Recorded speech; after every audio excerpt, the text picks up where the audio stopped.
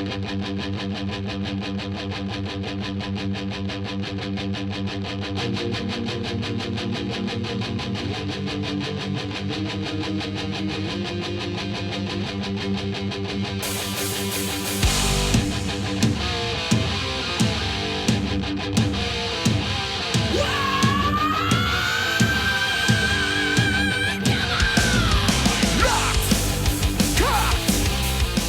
on, everybody. Welcome to a new episode of Owen and Dirt's Pop Culture Radio. Woo!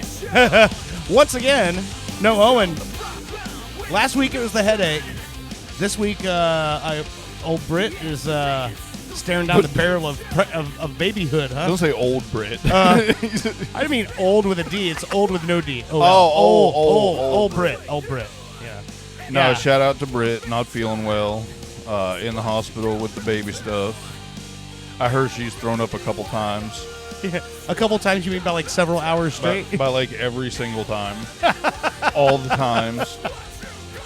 Dude, when Owen sent that picture today of her in the hospital, I thought for sure, he says they're admitting her, and I guess maybe they didn't admit her. I guess she's going home, but I thought I thought you said they were. I don't know. I'm as lost as you are with this. Was she supposed to be in a bag of potassium or something? Yeah, they had given her an IV, I guess. So I don't know what's happening, but it sounded to me like she was being admitted, and then he said they're not going to keep her. They're just going to give her an IV, and they're going to send her home in a couple hours. Okay. Because then he made the joke, because I guess Granny's over at their house right now. So he said, I'll send Granny to do the show for us. Which I was fine with. That would have been awesome. I got to see her the other day and say hey. Did you? Yeah. She hit on you again? Yeah. Oh, duh.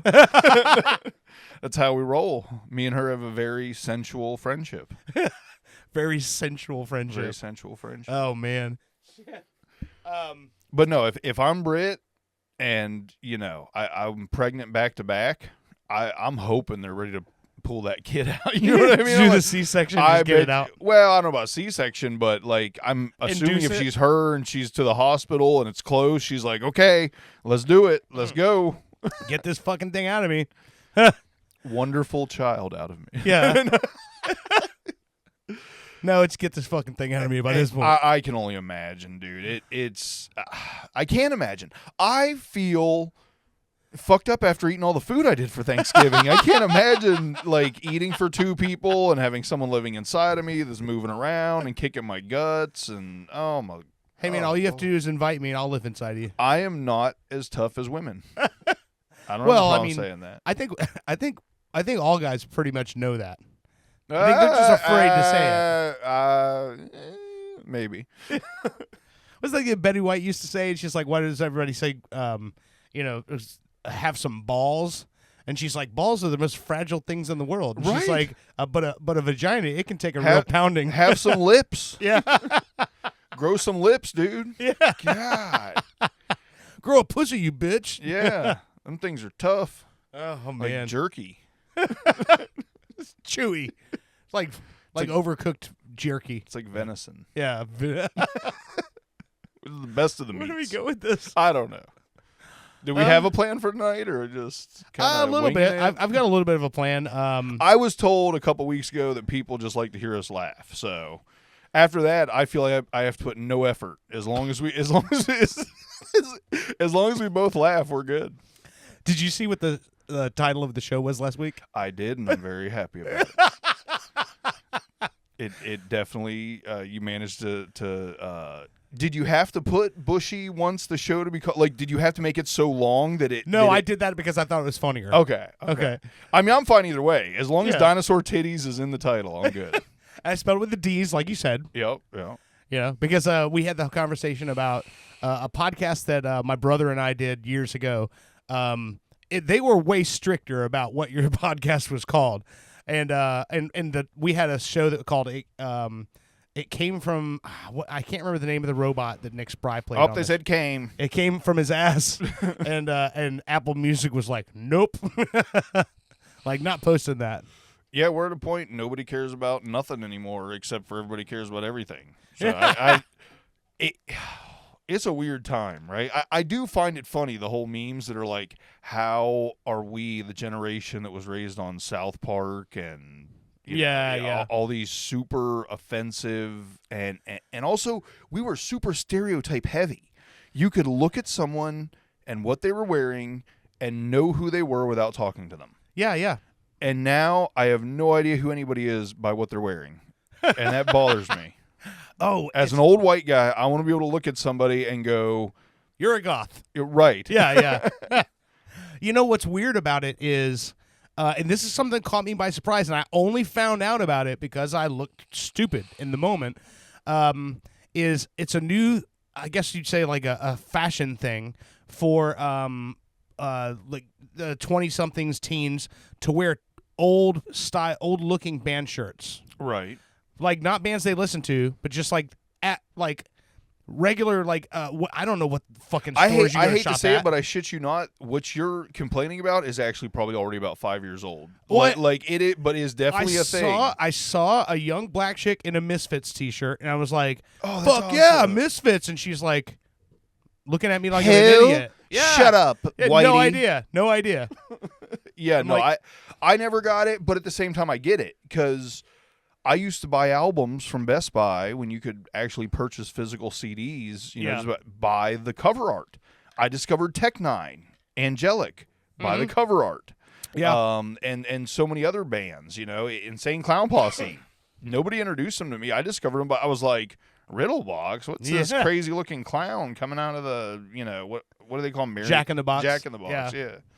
Duh. There was a band, the band Obituary. I discovered them because of the title of the album cover for Cause of Death.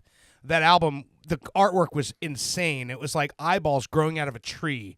Like it was, and those death metal bands back then had the best fucking album covers. Absolutely. And I saw that cover and I'm like, I don't know who this is, but I bought it because of that. And it was, of course, it's fucking amazing. It's Obituary. Well, if you think about it, it makes sense because tryptamines was more a white man game back in the day. Yeah. I mean, most of my black friends didn't start, fucking around with psychedelics until, they were later on. It was like a further, most of my black friends discovered psychedelics later on as opposed to the white punk kids and alternative kids and everything was taking acid at like 12, 15 years old.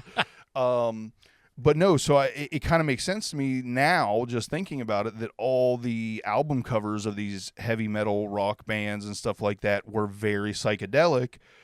Most likely, a lot of the art came from one of their buddies or someone in the band, and most likely they were taking acid. Yeah. I didn't know that that acid was in the hip hop community now. I didn't know that. Oh yeah, that's fucking great. Oh, I mean, I know that.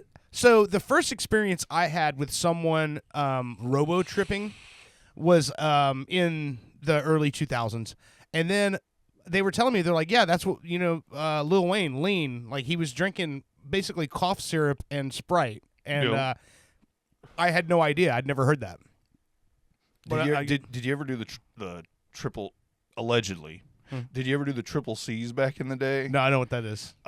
It was Coricidin, which was a cold medication for people with high blood pressure. Okay. But the active ingredient was like dextrotryptophanadamine or some shit. Like there was a particular thing you looked at in a box, and if they had that in it, if you took like 12 or more of them, it was a ride. Oh, and man. I am embarrassed to say I took that ride a few times. What kind of stuff happens to you? It is a very dirty trip. It's almost like tripping while also taking 50 muscle relaxers. Like you can barely move. You're basically killing yourself. You know what I mean? You're like, your body's like struggling to stay alive, and I think that's why you're flipping out. That's fucking crazy. We got to cut all this out. I don't know when we go down the fucking over-the-counter tryptamine section of the show. I kind of look at it as like we're just having a chat. I am with a our sober buddies. person now. I only drink and smoke weed. So I'm basically, you know what that's called, right? Clean. No. No, there's a term for that now. Really? Yeah, when all you do is so. For someone who's like an alcoholic or whatever, if they, let's say they, or they're a drug addict, opioids and all that other stuff, right? If they basically cut out everything and they only drink and smoke weed. They call that California sober. I had never heard that before. Yeah. That's great. Yeah. I learned Well, that I'm from super California sober. I learned that from Ron White. That's great. Because Ron White, for those of you listening who haven't kept up on old tater salad Ron White, that guy is one of the most interesting people in the world to me because he had that whole like blue collar comedy upbringing and all that stuff, but he's a super hippie. Right. He's a really a different cat, and I mean he's cut from a different cloth than most of those guys. He recently Well, he's someone who enjoys getting fucked up, and he's rich. Yeah. So that kind of opens you up Well, to a whole new world. Here's the big shocker: he quit drinking, Yep. and he went to a retreat and did ayahuasca. Yep. And he told the story. Which, about by the it. way, that's not even a lateral move. He leveled up. Yeah, You know what I mean? You Yeah. know, that's a whole different thing. Now all he does is he eats mushrooms and he doesn't drink. I'm like, that's pretty fucking crazy when you think about it. Yeah, I mean that's like saying I don't drive fast anymore. I only drag race now. Yeah, yeah. I think that's a pretty good analogy for that. But what's funny is that what made him decide to not drink anymore was he had a neighbor across the street from them, and it was another couple that him and his wife used to hang out with. And they were partiers, drinkers, and so they'd hang out. And he said, and he just looked at them one day, and he's like, they're about 10 years older than us. And he's like, fuck, is that what I'm going to look like in 10 years? And he's like, yeah, I think I need to slow this fucking train down. And that's why he decided to quit. That red face is no joke. Oh, yeah. I mean, it's very apparent when someone keeps drinking a lot. Man. So there's a ton of stuff that that I wouldn't say I discovered this week. So I kind of like gave in to some things that people had been mentioning to me over the past couple of months, and one of this new show that Heather and I started watching on, I want to say it was like Tuesday night, maybe. It's already finished, but it has 10 seasons. It's out of England on BBC. It's streaming on, I think, Amazon Prime or whatever. But it's a show called Benidorm. Okay. And a lot of the YouTubers and YouTube channels that Heather and I follow that are from England, they always talk about Benidorm. And we thought they were talking about the show Benidorm. In some cases, because we went back and watched those YouTube videos again now that we've watched the show we watched first two seasons. And Lad Baby, they're a giant fucking YouTube channel, and they're a couple out of Nottingham. Lab or lad? Lad, LAD, like lad, like a child. Okay. Mark Hoyle is the main. It's him and his wife Roxanne that do the channel, and they have kids. But the kids are not really in the video. They're part of the family, so that when they go on vacations and shit, like, I mean, they gotta be, right? Yeah, yeah. But the way that the channel started was they prank each other and they do they wind each other up, as they say in England. Don't wind me up. Yeah, but they're from Nottingham Forest in England. But they were talking about Benidorm in one of their videos, and when I watched theirs, it's like, yeah, they're talking about they went to the same resort from the TV show. So here's what Benidorm is. Benidorm is this town in Spain. Okay. And it's a beach town. So a lot of people from England go to Benidorm for vacation. It's a plane ride away, and what Benidorm is known for is having all-inclusive resorts, meaning that you book a week at this resort and everything's paid for. All the food's free, the drinks are free, they have a bar on property, they have all of this stuff going on, right? Well, it's also really popular with swingers. Okay. So we start watching this show. Well, I mean, if fish and liquor doesn't turn you on, I don't know what does. Well, this show goes so many different directions, and I've only watched the first 2 seasons. There's 8 seasons left of this.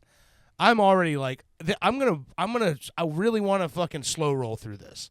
I don't want to just binge it all out and fucking be done with it, because so much crazy shit happens in this. There's a family. It's a man and wife and 2 kids and the grandmother. And the grandmother is like looks like a leather wallet. Like So it's a documentary or no, a show? no, it's a show. It's scripted. Okay, scripted show, Yeah. but about a real place. About a real place, Okay. yeah. And so they're one family that they follow. Then there's a gay couple they follow. There's a older couple that are in their like 60s that are swingers, and they're always trying to find somebody to join them. And then there's a couple that's like had gone there to like save their marriage. But you're following these couples going to this all-inclusive resort where it's just fucking nuts. Like there's a swim-up pool bar where people are like swimming up to the bar, and there's this like hot Latin guy who's just trying to fuck all the out-of-towners. It's really, really funny though. The first episode, the married couple I was talking about with the kids and the old leathery suntan grandma. The daughter refuses to take her jacket off. She's always wearing this big fucking like puffy jacket, sitting by the poolside, and she has wants nothing to do with her family. And it's like everything they do is stupid. They're not funny and all this shit. And this first episode ends with her passing out on stage singing karaoke, which she was doing. Her voice was amazing. I'm like, wow, that's crazy. This is going to be one of those, oh, the girl came out of her shell stories, right? Right. Nope, she passes out, and when they pull her jacket off to give her CPR, she's pregnant. Oh, and her parents Jesus. didn't know about it. That's how the first episode ends. So that gives you an idea of the ride that you're going to take here.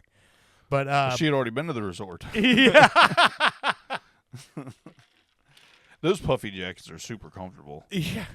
But it's one of those things, it's one of those shows that to me, like when I was watching it, what I like watching lifestyle documentaries a lot, and every time I say that, people to explain what a lifestyle document is, not the Lifestyle Network. It's not like it basically He's shining a light on a particular type of lifestyle that's Yeah. not a common I like one. seeing like I watched one that was about the villages in Ocala. It's called Some Kind of Heaven, and it was fucking amazing. Like it's funny, it's weird, I like to see how I like a documentary that's about like, hey, check out how these weird motherfuckers live. That they just live in this little spot of land that's off an interstate exit.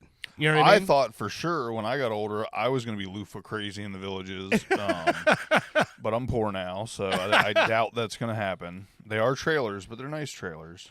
That everything I saw in that documentary, I'm like, it looks fun. Everyone has a $30,000 golf cart. Yeah, exactly. Yeah, it's crazy. So I mean, if your whole existence is trying to have a fancier golf cart than your neighbor and putting your sexual type loofah on your antenna, I mean, that's a good existence, right? Like you're winding down. Well, there was in that documentary, what was funny is there's this one guy who I shouldn't have to say it, he's an older guy. No, they're all older. But he's living in a conversion van in the parking lot of the villages. And like every morning the security He's the guards maverick. run him out of there. He's the one who's trying to find an old lady who will let him move into her house. He's trying to find somebody. So he's going to the parties and hanging out at the bar and at the pool and all this. He was trying to find someone who will let him move in. I didn't even think about that angle, but another 5-10 years, I might be headed to find myself a sugar mama over in the villages. It's Find myself a lioness. a if you will. lioness. Yeah, I don't think you can call him cougar at that point anymore. No, well, because you're old too. Once you're old too, then you can't Oh, say yeah. cougar. Well, it's funny. One of the things in the trailer is there's all these ladies that are in the rec center, and they're doing some sort of like I don't know if it's a flag project or something where they have all these different flags and they're like sewing quilts or something shit Oh, like it's that. hot. And they're going down the line and they're like, "Hi, I'm Elaine. Hi, I'm Elaine. Hi, I'm Elaine." And there's like 10 fucking Elaines in the room, and so they have a club for the Elaines. Oh, it's hot. Because there's so many women there named Elaine. Give me all the Elaines. I'm the Elainator. The Elainator. But there's also in that documentary, there's the guy who does all the acid. It's an old man who does a bunch of acid, and he goes and parks his golf cart on the golf course with the sprinklers going off, and he's standing out there in his underwear doing Tai Chi with all the lightning in the background and the sprinklers on him. Oh, better And life. he gets arrested for possession of narcotics and has to go to court. Really? I never would have guessed. Swerve. But it's fun. Oh man, the best scene with him. they're interviewing his wife, and you know how all those documentaries are, where they have like the little setup with they're sitting on the couch and they're just talking, and he comes walking behind her in a karate gi, a black karate gi, and he's crying, and she goes, That's just passion. she goes, honey, what's wrong? And he goes, I'm sorry, it's my fault, I'm dead. And she's like, you're what? I'm dead. And she's like, you're not dead. And he goes, and he's punching himself in the face going, look, I don't exist. I'm dead. Because he's all fucked up on tripping balls.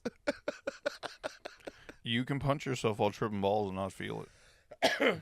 Funny. Little known fact. We were watching something a year after we saw that documentary. And there was a story about a guy getting arrested for selling fake dick pills, for a better word, lack of a better word, in the villages. And me and Heather are watching the news story, and then they pop the fucking mugshot up. It's that guy. No, not punch himself in the face tripping guy. Yeah. Who would have known he would have been the fake dick pill guy? He's still pulling schemes out there in the villages. So, I mean, that's the kind of stuff I like. You know, Howard Finster, that was another documentary I saw. Finster was he's passed away now, but he was an old man that lived in Georgia, and he had this property where he just built all these crazy things on his property and made paintings and stuff. He did the artwork for an REM album cover and a Talking Heads cover, and he was just this weird folk artist. I like documentaries like that, like the ones that show you like how, you know, what life is like for, you know, for other people. So that's the kind of stuff I like. Once you start drawing thin on that, you know, everything they're making now is death and murder. It's all serial killers and true crime and all this other stuff. That's part of the reason I went down the whole auditor path. Yeah. I was trying to pull myself out of the murder porn. Yeah. After, you know, 1,000 hours of murder interrogation videos and stuff, I'm like, it's getting a little dark. You know what I mean? Like, it does. I don't like to admit it, but what you ingest does affect you. You know? And so that's when I went down the whole auditor path. I started watching those type videos. Well, one of my buddies at work, he's literally this exact sentence. This is a direct quote. He said to me, I don't know what my wife thinks she's doing, but you can't wash off a 3-episode series about a triple murder with a cooking show. Right, yeah. No, it does mess with you. You know, after that's all you've put in, then you start looking at it like, oh my God, everybody's a murderer. Well, like, you know what I mean? When you're sitting there watching whatever you're watching, but in the background you got YouTube playing, and every single video that comes up is a murderer. It starts making you think about all the people around you. You know, it does for sure. But the thing that to me anyway, the thing that gets me about it is I try to. I'm always like, who's gonna kill me? Yeah, I try. Like, I do want to see like. I like watching things where it's like where they solve a mystery or we find out. You know, it's a cold case that's been, you know, unsolved for 30 years, and there's just breakthroughs and they solve it and shit like that. But that's not what they're making right now. They're making like, hey, this girl was missing, and then we found out her dad cut her into pieces and buried her in a barrel in the backyard. Ugh. And I'm like, what the fuck, man? Right. Why am I watching this? Is this entertainment? Yeah. Well, I did watch the new. For me, it wasn't about the murders or anything. I just like the psychology of interrogations.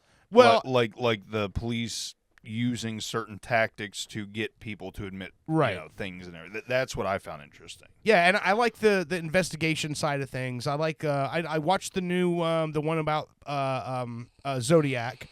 That was super fucking interesting. They tied a bunch of stuff together to this guy who they believe actually was the Zodiac, and his stepkids are the ones who sort of went to the cops and said, hey, we think we might have some leads for you.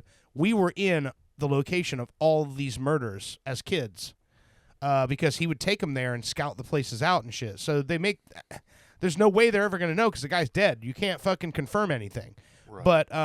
But the new one is the JonBenet Ramsey one that just came out this week. It's 3 episodes. I watched it because that's a weird one to me. How does a kid die and get found dead in their parents' house and there's no arrests? 30 years later. You know what I mean? But yeah, and I've heard all those calls and everything. It's super yeah, odd. there's a lot of weird fuckery going on in that story. And I watched the new series, and really no closure. No, they're no closer to being able to tell you what happened than they Right, were. like, let's tell the story that you've already heard before again in a different way. They did give a lot more of the evidence. They talked a lot more about the stuff that they knew that they didn't release to the press when they were doing the investigation. There's a lot of weird stuff going. Like when they found the ransom note, they asked for a sample of the mother and father's handwriting so they could see, analyze it against the note. And their handwriting didn't match the note, but when they looked at the mother's notepad, her steno pad, they were flipping through it, and it was like grocery lists and everything. Well, halfway through, they flip it up, and the note had been started on one of these pages where it said, "Dear Mr. and Mrs." Ew. And then but it wasn't in her handwriting. So like whoever wrote the note wrote it from her own steno pad that was sitting on the kitchen counter. But there's a lot of weird stuff going on there with like the girl was alive when her skull was cracked. Like they know this from the autopsy. So how does that fucking happen? I mean, the house was like a fucking maze. We're talking about a 6,500 square foot house. And they found her in the basement. But the thing that's fucked up too is the cops made a mistake. Why I say made a mistake? They didn't look at this like a murder. They thought it was a kidnapping. So the father and his friend are the one who found her body in the basement, not the cops. The cops didn't do a sweep of the house. They didn't fucking search the house at all. So, who fucking knows? Well, speaking about child murder, have you watched Dr. Sleep? No. What's that? I finally seen it. Okay. It is the sequel to The Shining. Oh, really? You haven't watched it yet? No. My buddy Zach had told me it was excellent, and I always take his recommendations, to heart. Yeah. The other day it popped up, said it was leaving Prime in 5 days or something, and so I went ahead and watched it. Bro, it's so good. Like you know me, I'm not into the paranormal shit. Yeah. Like something has to be a really good story and movie and acting, and like for me to care about anything paranormal. Yeah. Well, that's all The Shining is this weird paranormal dad's tripping, murders the family, weirdness. Yeah. It is the perfect sequel. Huh. And what's really crazy about it is the version I watched was it had commentary with the director and Stephen King at the end of it. Yeah. Because apparently, I never read The Shining. Apparently, Stanley Kubrick's movie version of The Shining is pretty different from the book. The book, okay. But Stephen King was still very happy with it. Yeah. Thought it was a good interpretation of his book. Yeah. The beautiful thing about Dr. Sleep is it is a sequel to both the book and the movie. Okay. And apparently it wraps them both up perfectly according to Stephen King himself. So did he write the Dr. Sleep or no? So yes, he wrote Dr. Sleep, and it's wild because The Shining is actually when Stephen King was an alcoholic, and basically The Shining is a story of alcoholism. Okay. And Dr. Sleep is a story of after he's beaten alcoholism. Okay. And there's a lot of that in Dr. Sleep about being an alcoholic and stuff. But that being said, just an absolute perfect sequel to the movie. And even though I haven't read the book, yeah, I'm going to go ahead and say that you can take the word of the person who wrote the book, right, saying that it is a perfect sequel to both. And wraps up both very neatly with a bow. Like, I mean, I'm not a smart enough person where I understand all the in-depth intricacies of some of these movies and stories and stuff when they're happening. Dr. Sleep kind of lays everything out for you in a perfectly neat package with a little bow and an explanation of everything so you can understand exactly what happened in The Shining and in Dr. Sleep. Okay. But 10 of 10. How long of a movie are we talking? Funny you say that. I'm glad you asked that question. An hour and a half in, I was like, man, this is really good. But it was so good. I was like, oh, it's probably gonna end soon. I paused to go to the bathroom or get a snack or something. It's like a 3 hour and 10-minute long movie. Oh wow, goes quickly. Really? Okay. Yes. No, it did not feel like 3 hours, other than the fact that it felt like 3 hours of enjoyment. You know what I mean? Yeah. Like, I thought it was excellent in every way. I just watched Once Upon a Time in Hollywood this week. I haven't seen that yet. And I haven't seen it. I hadn't seen it, so I'm like, something came up. We were watching something, and there was a mention of Steve McQueen, and I had just mentioned to Heather, I'm like, the story of Charles Manson and all those murders is heavily involves Steve McQueen and Dennis Wilson of the Beach Boys. Yep. And I knew Once Upon a Time in Hollywood was loosely wrapped around that time in Hollywood with the Manson murders. So I watched it, and that was one of those where it's like I want to say it's like 2 hours and 2.5 hours long, and when I watched it, like Quentin Tarantino is really good at telling stories. Oh, so it doesn't feel like it's that long. now I forget. Was Once Upon a Time in Hollywood, is that his final movie or second to his final movie? I think he said it was second to the last. Right. one. Okay, that's what I thought. Yeah. Because what does he say? He's doing 12 movies and then that's it. Yeah. Or something? Yeah. I think he had it already planned out when he started making movies that he was going to do 12 different. I can't remember what he wanted to do a Western. That's where he did Django. And he wanted to do a movie that took place all in one room or all in one place, and that's where Hateful Eight came from. Well, yeah, both of them. Reservoir Dogs and Hateful Eight are both. Well, Reservoir Dogs was his first movie, though. Right. So I think that. But that was in one spot. That whole movie was just in the warehouse. Yeah. Right. No. There was other stuff that happened in that, but I think this plan of his may have came after that, or he made because I think when he made Reservoir Dogs, he was pushing that movie. He was trying to get that movie made for a couple of years, and then all of a sudden this funding came through, and he was able to add Harvey Keitel to it. Okay. But so I don't know what his whole plan was at that point. But the thing I noticed about this movie was I went into it thinking that Brad Pitt and Leonardo DiCaprio were playing Dennis Wilson and Steve McQueen. They're not. They're playing an actor and his stuntman.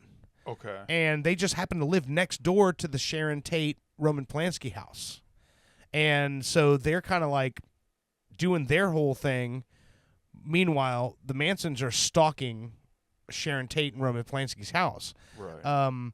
But it's like he's telling a story adjacent to this big event that happened in Hollywood back in 1969. Well, it seems very Tarantino to me. Let me take this major event that people made tons of movies about. Yeah. But let me make it about the next door neighbors. Exactly. Right. Yeah. So exactly. that's kind of that's kind of the way it is. Yeah. That's exactly what. What's it on right now? I think it's on Prime. Okay. I'll have to look, but very good. Well, if we're just going on the movie road.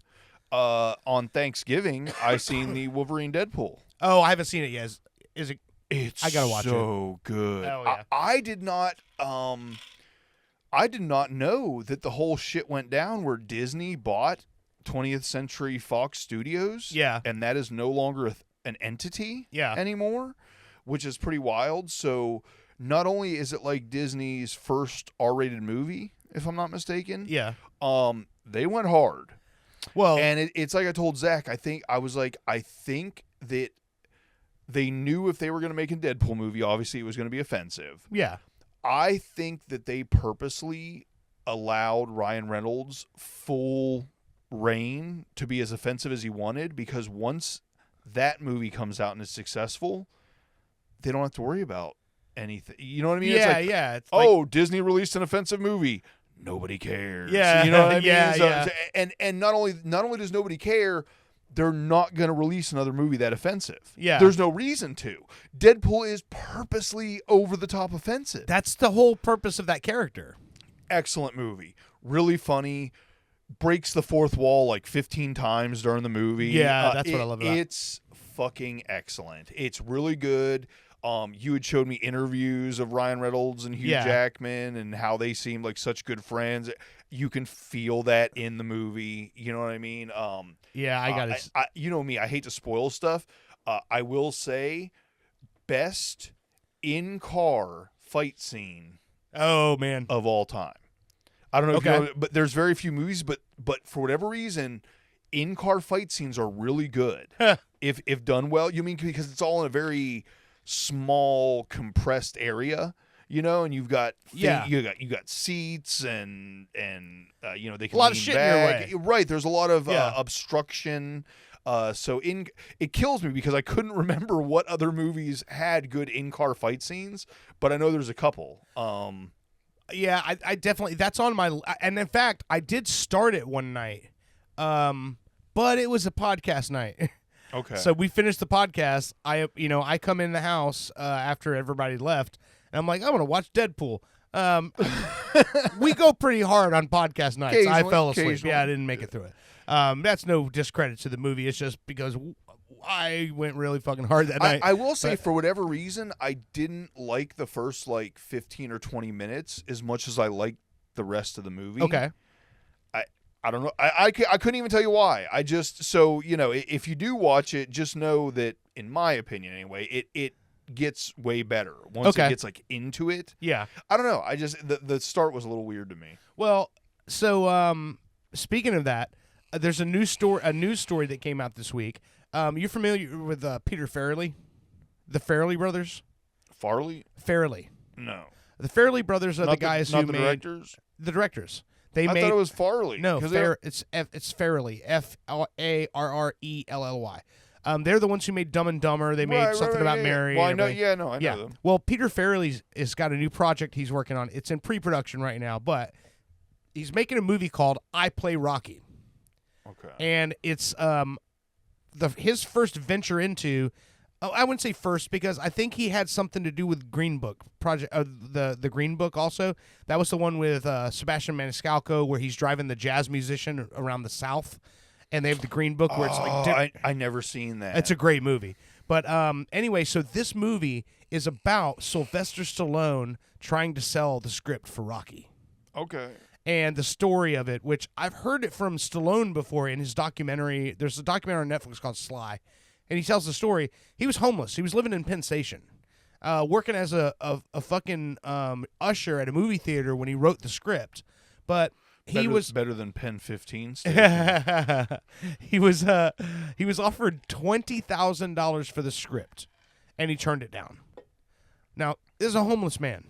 He turned down. He had to sell his dog. Wait. In 1976. 1975. 75.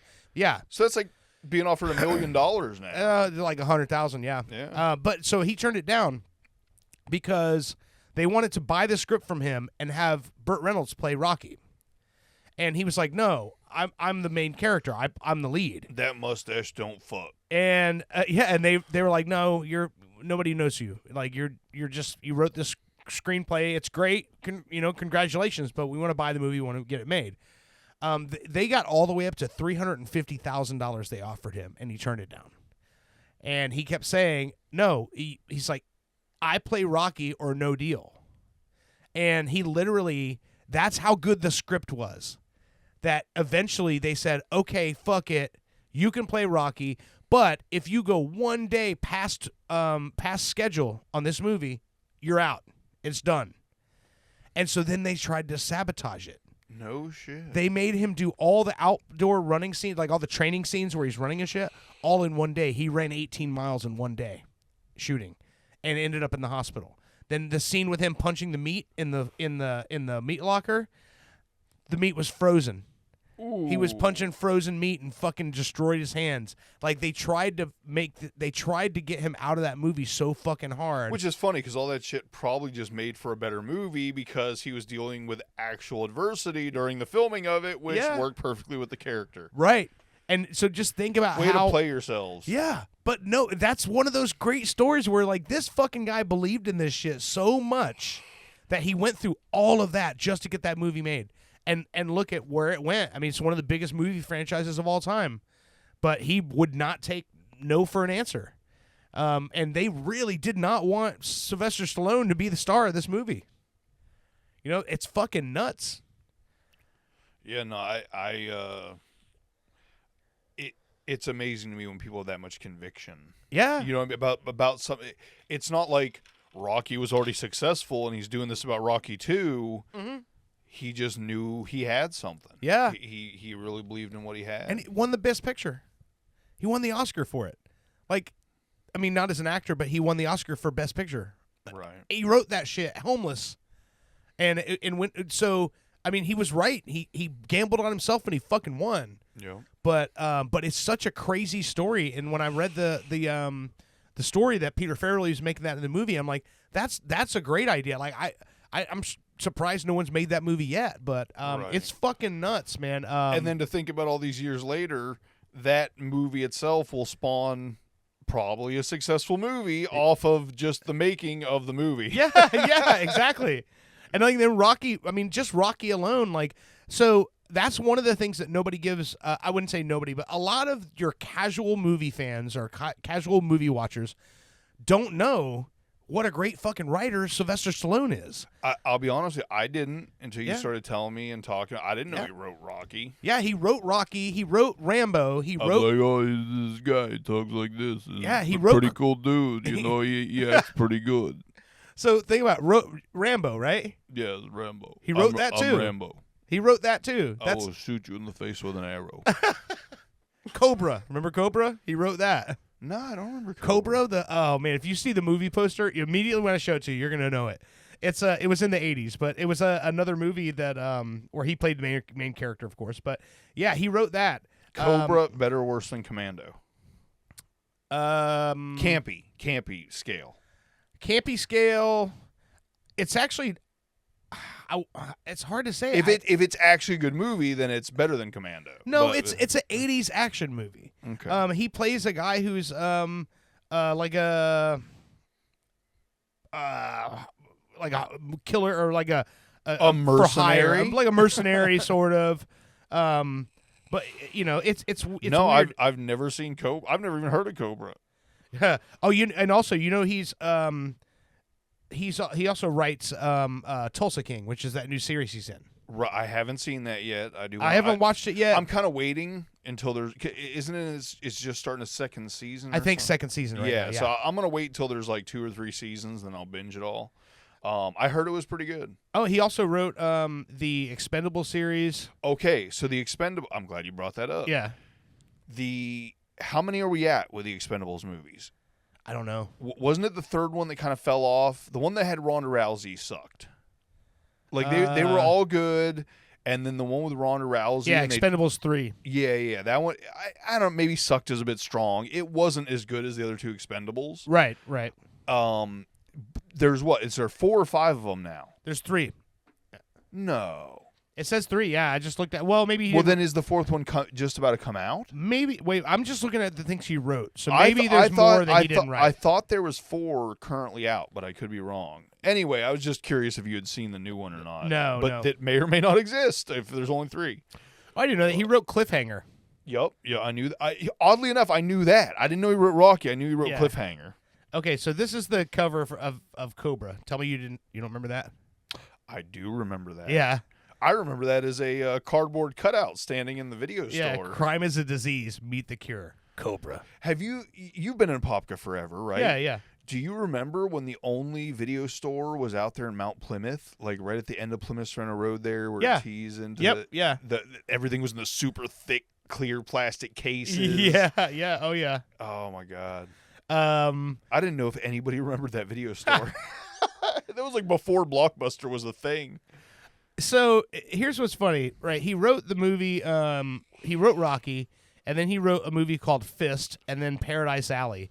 So, and then Rocky 2, Rocky 3, Rambo: First Blood, Staying Alive, Rhinestone. Which Staying Alive was one of those. I think it was starring John Travolta. It was like sort of trying to piggyback on the success of Saturday Night Fever. Okay. He wrote Rhinestone, which was him and Dolly Parton.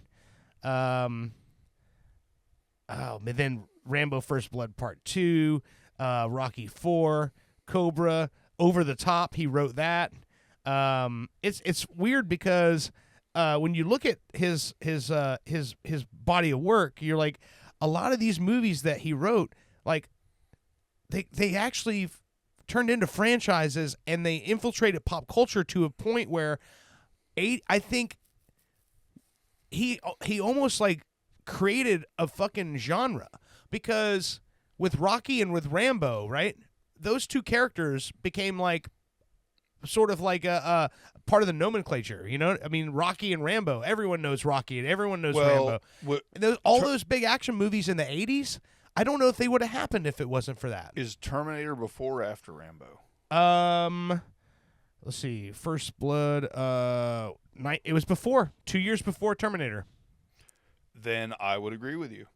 If Terminator was before Rocky, or I'm sorry, before Rambo. Rambo, yeah. Because Rocky's different. Rocky's actually a better written story. Right. But I would consider Rambo and Terminator same vein.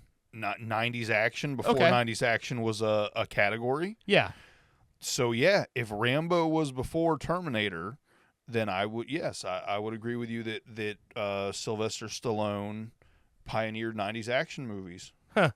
So, at the 1977 Academy Awards, Rocky won Best Picture, Best Director, and Best Film Editing. Damn. In his first... So did Stallone produce as well? No. Okay. No, I think he was doing the best he could, just getting into the movie. He was the third person to be nominated for both acting and writing in the same fucking year. Okay. The other two were Charlie Chaplin and Orson Welles. Jesus. Isn't that fucking crazy? This fucking mush-mouthed guy from Philadelphia. I mean, it's not surprising that no one had faith in him at the time. You listen to the guy talk, you look at him, and you go, get out of here, kid. But the guy's fucking, he's got it. Yeah. You know, in that, he was nominated for Best Actor in that year. Talia Shire, Adrian, she was nominated. Burgess Meredith was nominated. Burt Young was nominated. He was nominated for Best Screenplay, Best Sound, Best Music Original Score was nominated. So I mean, you're talking about a movie that basically it was one of the most nominated movies at the Academy Awards in 1977. So it's perfect for the underdog story, for Peter Farrelly to make this movie and tell this story. I think it makes perfect sense. You know? Hell yeah. I mean, I think that's what kind of people need to hear more, is like to gamble on yourself, bet on yourself, you know? Hell yeah. And that's what he did. So know your worth. Yeah, exactly. So, well, tonight in Orlando, we obviously, I would say obviously, those of you who listen a lot know that we broadcast out of Orlando, Florida. So tonight, the Orlando City Lions are playing against the New York Red Bulls for a berth in the MLS Cup. It'll be our first time. If we win, it'll be the Lions' first time going to the MLS Cup. So hopefully that happens. The game started not too long ago. I don't know the score because I haven't gone out and watched any of it yet. We're going to go to break here. I was going to say, let's take a look at it. I got a pee-pee. So the musical guest, or the musical feature we're playing this week is based on, I didn't know what I was going to pick for this week. I normally get a vibe from everybody when we're talking, and I'll find something.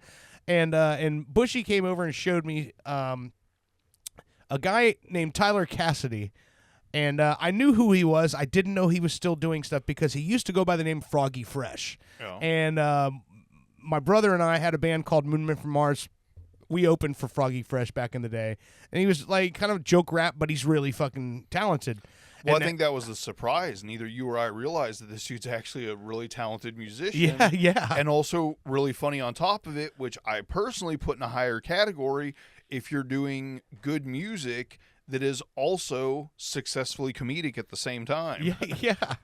So I just did a deep dive with Bushy out here on the patio before the show, and so I decided I'm going to feature this guy tonight. And this is a new song it's his newest single. It was just released October 6th of 2024, and the song's called No Diddy. So this is formerly Froggy Fresh, Tyler Cassidy, with his new song, No Diddy. Hey, Puff. down. Take a sad boy and make him famous. And remember to let him into your butt. Then you can start to make that cheddar, cheddar, cheddar, cheddar. I set off on a Friday night. Yeah, I was about to have the time of my life. Black man showed up in all white and offered me a glass of Bacardi on ice. Puffy, I ain't fucking you. Get Meek Mill to suck your dick. MGK's in love with you. G-Eazy can be your white bitch. Spend my whole life trying to cash this check. Never let Puffy kiss on my neck. Never let Puffy get in my ass. Puff Daddy is not my dad. Spend my whole life trying to catch my break. Never let Puffy come on my face. Never let Puffy come on my ass. Puff Daddy is not my dad. And he gave me a couple drinks. All right, you're listening to Pop Culture Puffy, Radio. I can't see and keep me away from Beyonce. I got problems with Jay-Z. Yeah, he had Leo DiCaprio on the casting couch. I said, Lord, please save that child. I smoked Mary J with Mary J. She said, baby, please stay a while. Don't you wanna be knocking on prison's door? Yeah, the FBI won't help me. You look so amazing in that sundress. Wonder what you look like when you're undressed. I can see the future in your eyes. You know I would never tell you lies. I just wanna see you smile, so stick around a while, baby. I see your man blowing up your phone, telling you that you need to come home. If that clowny ain't about a thing, look, I don't see no engagement ring. You said that he did you dirty, so what's the harm in flirting, baby? Cause your boyfriend's a bitch, he ain't shit, he can suck on my dick. I ain't with all that shit. Why he do you like this when you're home all alone? Why he out fucking around with them? Oh, cause your boyfriend's a bitch, he ain't shit, he can suck on my dick. I ain't with all that shit. Welcome back to Pop Culture Radio. This is Tyler Cassidy with Boyfriend. This is the song apparently that Bushy and I were watching a video with him before the show, and I guess he said this was the first like serious song, I guess if you want to call it that, when he stopped doing the Froggy Fresh gimmick back like 6 years ago. And this video, the video of him playing it originally on piano, has 15 million views on YouTube. It's a great melody. The dude, as we were discussing before, has a good hook. Oh, yeah. And no matter what he does, even if it's very short and sweet, he's always got a hook in it that is very catchy. And to me, that makes a good song. Oh, sure. I mean, a hook is a song. And so the original version is also on Spotify on his in his playlist, and that one has 28 million plays. I still think with even all the videos we watched, it's hard to tell whether he's genuine or disingenuous about the fact that his successful or his serious music career didn't take off, so he went back to the parody or not parody, but just goof music or meme music, you would say. Yeah. I don't know. It's hard. He's so good at faking what he's doing as being something he's trying to be serious, but it's not, that it's hard to tell with the guy. Well, he said in that video we watched where he said that he says he's a meme is what he says. Right. But he also was saying, you guys made me it this way. Like, you made me a meme.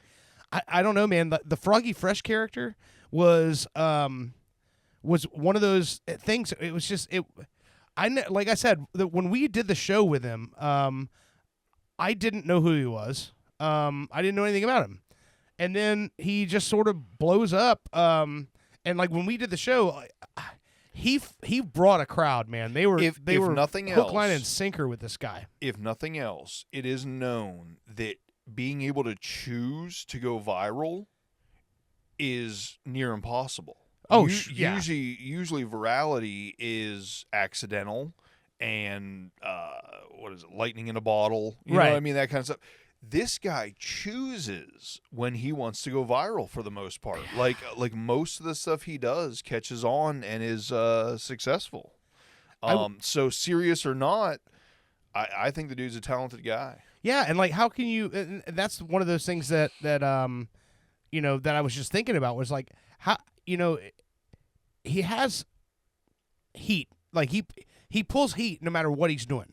So the thing you showed me, I'm actually trying to find it right now because I want it to. I was going to say, you got to play the roofing commercial. At some point. So apparently, what he's doing now is he's just taking commissions, and he's doing commissioned songs. And he said in this video, he stopped taking commissions in April because he got so many of them. And so now he's doing like 12 songs a day. Writing commissioned songs for people. Because Lord knows you're not talented if you're making 12 songs a day. It's fucking crazy. It's even if 3 of those are reasonably catchy, that's good. You know what I mean? Yeah. Okay, so it was Roofing America. Roofing America, yeah. Okay, so I found it looks like it's part of his Instagram page. So let me see if I can get to it. I don't know nothing about tablet. no gram. Huh. That it makes me feel really old. I have never downloaded Instagram.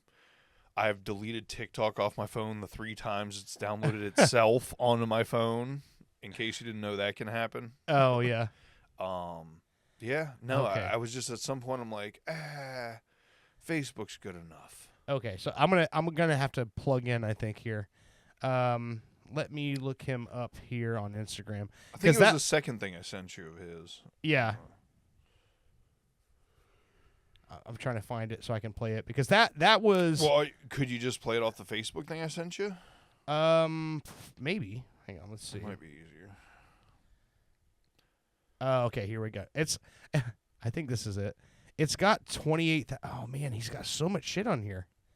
Okay, I'm sorry, so I'm too buzzed. Where did you send it to me? You sent it to me in text or in no, the Facebook Messenger. Messenger. Okay, all right. Yeah, let me pull it up. I think it was the last or second to last thing. No, because the first thing I sent you was the Oh, what else did he do that I sent you? Oh, the rapper one. Yeah, where he's just like so and so shit, Dr. Dre shit. You know, he's just trying to kind of reignite the Froggy Fresh thing. And then the second one was the that's it. Yeah, I found it. Okay. So and I can only assume based on this video that somebody who owns a roofing company got a hold of old Froggy Fresh and said, "Can you do a song for us for for our as a commercial, I guess." I personally think this is a 10 of 10, amazing fucking song, really funny, super catchy. Yeah, it's a little vulgar, but it doesn't take away the fact that it's super catchy. So this is Tyler Cassidy repping a roofing company here. Do you need a new fucking roof? Are you near Gallatin County, Kentucky? Don't be a bitch. Call Roofing America. Other roofing guys suck. Roofing America, give me a roof. Yeah, I'm not a little bitch, so I'm gonna go with you.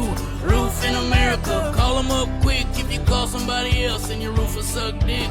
Roofing America, give me a roof. Yeah, I'm not a little bitch, so I'm gonna go with you.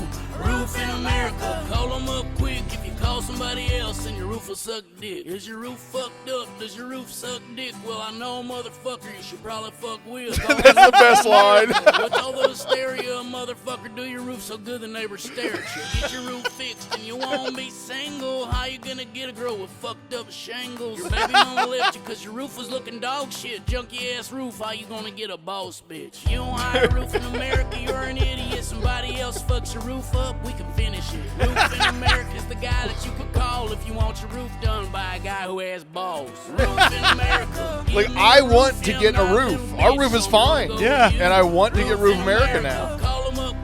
Well, they're in Kentucky. I mean, hey, if you don't want your roof to suck dick, you get these guys that come to your roof. Exactly. Otherwise, your roof will be fucked up. Yeah, you won't get a boss bitch. I mean, if that's not an endorsement for quality craftsmanship, I don't know what the fuck is. One of the things I'm gonna be singing that for days. It is so That's what catchy. actually we And I hate country for the most Yeah. part. You know what I mean? Like new age country and all that. Like I like the more older folk stuff, but yeah. no, I just it's so fucking catchy. Well, what was funny to me about this is that when you played it for me, and I was like, we got to play this for Heather, my wife. When you guys listen, you've listened long enough, Head Trauma Heather used to be on the show a couple seasons ago.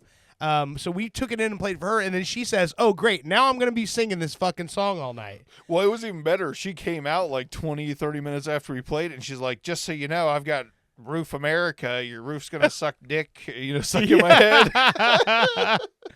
So, since we're on the topic, I want let's go down this rabbit hole. So, this guy, for those of you who don't know who we're talking about, so Froggy Fresh was a YouTube rapper that he basically went viral on YouTube and became a big deal, and then he started touring. We played with him when he came to Orlando. He had a huge following. I mean, you were talking about a lot of his videos have almost 10 million views on them. The song that he went, I guess, that blew him up, this song is called The Baddest. Yeah. This was 11 years ago. So this is the guy. Of course, there's an ad, so I'm still keeping it muted. Well, and it's funny because he did this on purpose, and everybody thought it was organic and real, and it was something that he made up, where there was these two ultra white kids, runny nose, holding guns, but they're like BB guns. Yeah. And he's like, I'm gonna make this goofy rap, parody. Yeah. And it just blew. Everybody thought it was real. I thought it was real. I really did. I 100% thought this shit was real. Well, that's what he said. He's like, you made me, I'm a meme. He's like, and I've accepted that. He's like, I wanted to be a real artist, and I wanted to be, looked at the same way as the guys who I look up to. He's like, but I've accepted the fact that, he's like, when I make real music, you guys don't fucking click on that shit. He's like, you don't buy the real stuff I do. He's like, so when I make this funny stuff and this meme music, you love it. So that's what I'm doing. Yo. So this is the song The Baddest. Froggy Fresh 2012. 12 years ago. We back up in this. Y'all already know. Cause I am the baddest of them all. If you ain't about money, then I don't mess with y'all. Y'all think I don't get girls, cause I ain't very tall. I mean, once again, I've been proved right. If the track goes hard. The baddest of them all. Yeah. If you ain't about money, then I don't mess with y'all. Y'all think I don't get girls, cause I ain't very tall. If she see my stacks, I bet you that she calls. I had to fight my whole life. I could beat you up even if you had 1,000 knives. Even if you had infinity knives. I would punch you up into the air like a kite. I bet you sleep with the night light cause you're scared of the dark. Cause you stink like a fart. Well, like your 35. Still go hard. 9,829,000 views on this song. So fast I'm forward. surprised I don't have more. Yeah. Well, also, I didn't know that this came out 2 months ago so now Froggy Fresh rap channel is active again. Oh shit. Yeah. So Froggy Fresh 2024.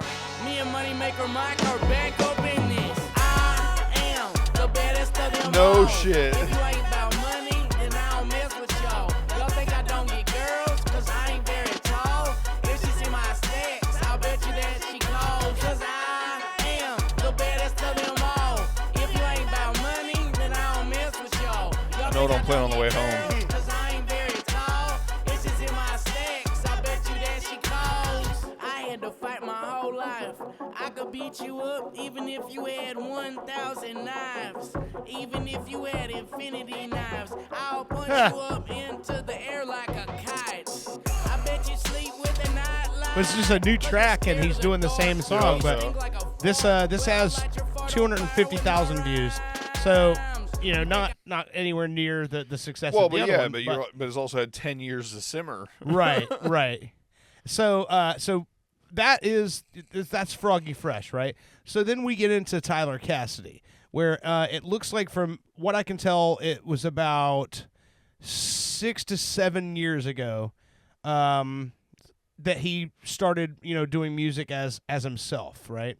So we went through some of the stuff out here, and I will tell you this: the guy is way more talented than I ever gave him credit for.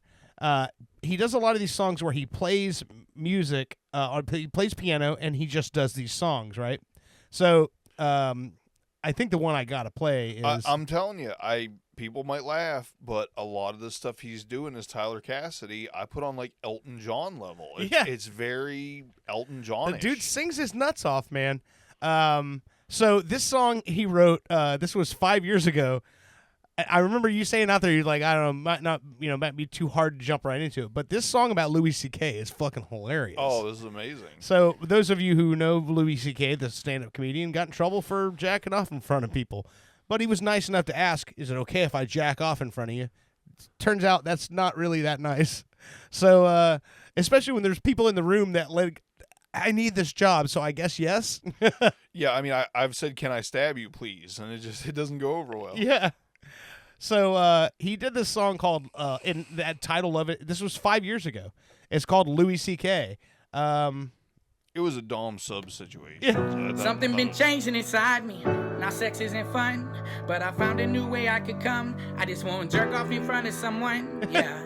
So now I've been plotting and scheming, and I'm out on the prowl, and I got my lotion and towel, and I wanna do this shit now. Yeah. It's almost like, what, like 21 Pilots? Yeah. Or like Train. Adam Levine. I couldn't even remember her name. Yeah. And I looked around for a second and made sure nobody could hear. And then that's when I pulled her in near. And I whispered right into her ear, can I please get consent? Cause I wanna jerk on my dick. And I wanna do that shit nice and hard. And you're gonna stand there and watch. Can I please get consent? Cause I wanna jerk on my dick. And I wanna do that shit nice and hard. And you're gonna stand there and watch. It's funny because I was going to tell you I'm going to try to reach out to the auditor, the Big Nick, South Florida. Yeah. So I hope this isn't the episode he listens to. Whether or not he wants to be on the show. Well, and there's one last one I'll play of this, but also he did a song 2 years ago after the Oscar slap between Will Smith and Chris Rock. Oh. Yeah. And this one's got some lines in it. Sat there that Sunday night in my recliner to watch my hero on the screen. Will Smith makes movies for the whole world. I like to think he makes them just for me. Chris Rock got up on stage and started riffing. Yeah, he made a couple jokes. At first Will thought that they were funny, till Jada said no. Will Smith got out of his seat and started walking, and the whole crowd starts to laugh. And I'm just thinking this is gonna be so funny. Then Chris got slapped. And I seen I Am Legend and Men in Black as it flashed before my eyes. The pursuit of happiness was enough to make me cry. But now Will treats the world like the wild, wild west. Will Smith that I used to know is dead. He don't shine like Jada's hair. God damn it. Oh, man. He don't shine like Jada's head. So, yeah, this is Froggy Fresh, a.k.a. Tyler Cassidy. Man, it's definitely worth a watch if you jump on YouTube and go through go down the wormhole that is Froggy Fresh. And when we did that show with them, I mentioned to my bass player, I said, man, this guy's selling $50 meet and greet tickets? The fuck is this? And he said to me, man, you don't know about these YouTube kids now. And I sure as fuck didn't, man, because 100 people showed up with fucking $50 meet and greet tickets at Will's Pub, which is which is a great place. No, but it's not a theater. Will's Pub, I've played there for 20 fucking years, and I've seen great bands, and I've seen a lot of bands come through there that are like super respected bands that have been around for decades. And nobody had $50 meet and greet No, tickets. no one. And this guy did it, and people bought it. Like a lot of people bought it. No, I just like that when you see the videos of him, just being himself. Yeah. He just seems like a genuine dude. Yeah. Whatever pops into his head, he's a talented musician. He's gonna make a song about it, and you might laugh, you might not. Yeah. But he's gonna put out what he thinks is good content. I still am just amazed sometimes at the number of people who are like that. Like I'd never heard of this guy before, and he's made fucking a killing on YouTube just doing what he wants to do. It's crazy to me. I never would have guessed it, that this is a thing, but I mean that shows how out of the loop I am, I guess. Old. Yeah, he's crazy. But yeah, you had said something earlier today. You said you had a something you wanted to talk about with Bruce Willis. Oh, poor Bruce Willis. Yeah, it's sad. Like, yeah. we all. What is it? He's got dementia. Yeah, Oh, frontal okay. lobe dementia. So at some point, he just decided. I feel like this is me assuming. Yeah. I'm just going to take whatever money people offer me and be in any movie that wants to put me in it. I can't really act anymore, but I can read a few lines. Today I watched a movie called The Fortress. The Fortress. I'm gonna be real. Don't watch any movie after about 2020 with Bruce Willis. Really? It's gonna be bad. They hire him to. It's more than a cameo. He's in the movie. He will even have like a major role, air quotes. Yeah. But everything is one line, one quick line. Really? Dad, will you sign this money over to me? Sure, son. Huh. And it's very odd because they're even delivered with like improper inflection, like the emotion coming through the line doesn't make sense for the scene. Huh. But they're like, we'll get Bruce Willis in our movie. And I respect him for just racking up a bunch of dough, I assume, for his family. Yeah. But it's rough. If you want to keep Bruce Willis in a good place in your mind, don't watch any movies made after like 2020. They're horrible. I mean, remember just seeing not to any of interrupt, that. but Yeah, just to go give you an idea, aside from Bruce Willis, the movie was so bad they've got like someone that's supposed to be a sniper. Yeah. And they're showing the sniper, and he's sighting his rifle. He's going to take the shot, and they show a shot of the sniper from the side, and the fucking scope caps. Have you ever used scope? And the caps on the elastic, like bands. Yeah. The scope caps were still on the scope that he's fucking looking through. Oh man. I mean, that's the level of quality of movie we're talking here. Some continuity director got fired after that. Oh, it's so bad, and it's so sad because not only is the movie bad, he's bad in it. That sucks, and it's so disappointing because I fucking love Bruce Willis, but just a cautionary tale to anybody out there if you want to keep Bruce Willis as Sin City, Die Hard, Bruce Willis. Don't watch anything after like 2020. I think the last stuff I got into that he was in was the Red movies.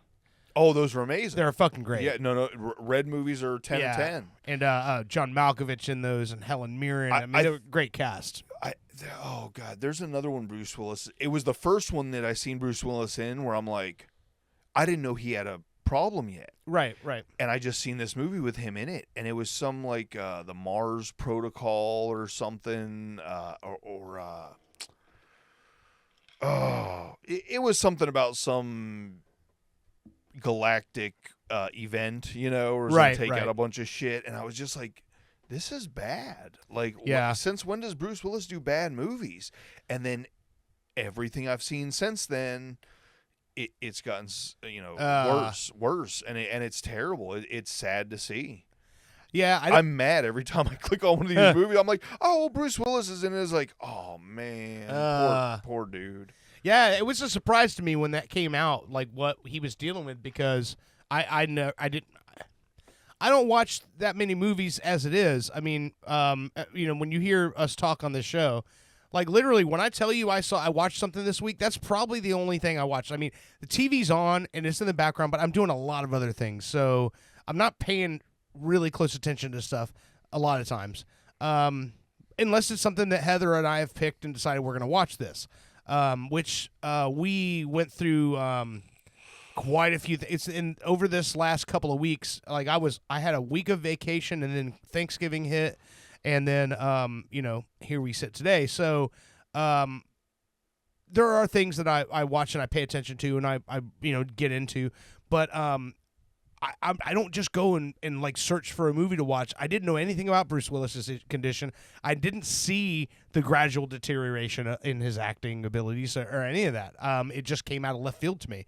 And there's a lot of guys, and that happens a lot. You think about when Chris Christopherson died a couple of weeks ago, and I'm like, or it was last month.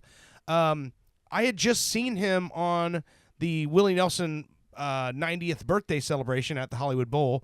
I watched all of that. And I didn't even think about it until they said, oh, he passed away. This was his last performance. I went back and watched it. And I'm like, God, it's like terrible. I mean, it's not terrible, but it's like you could see he was obviously sick and he was obviously not well.